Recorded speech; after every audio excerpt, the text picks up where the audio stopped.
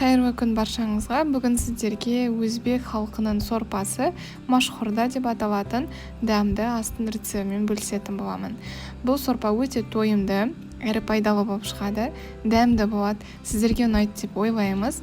Міндетті түрде видеоны соңына дейін қараңыздар.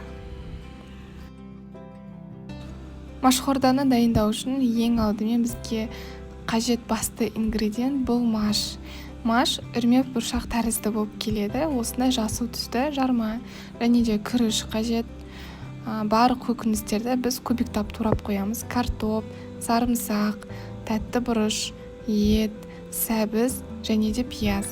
Барлығын жақсылап біз турап алдық. Машты міндетті түрде 10-20 минутқа суға салып қоямыз және де бірнеше рет шаямыз.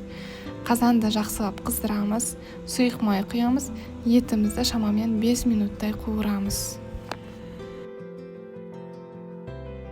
Одан соң ұсақтап туралған пиязды саламыз, дәміне қарай тұз, бұрыш саламыз, және де мен кориандр қостым. Бұл міндетті емес, бірақ өте керемет дәм береді. Барлығын жақсылап араластырамыз, 10-15 минуттай қуырамыз. Қақпағын ашамыз, енді ұсақтап туралған сәбіз бен сарымсақты саламыз, 10 минуттай қуырамыз. Содан соң ұсақтап туралған тәтті бұрышты саламыз.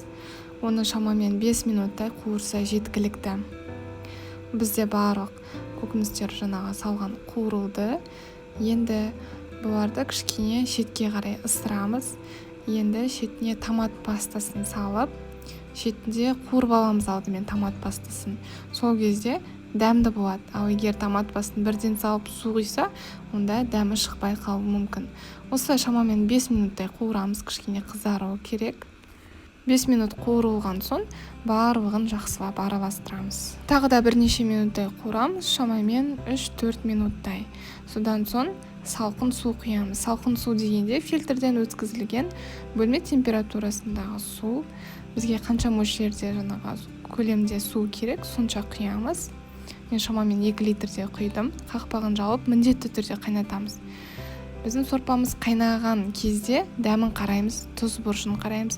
Тұз бұрышы жақсы болса, енді картоп саламыз. Және де күрішті саламыз одан соң. Және де біздің жуылған машты саламыз. Жақсылап барлығын араластырамыз. Енді 15 минуттай қайнатып пісіреміз. Бізде барлығы жұмсаруы керек.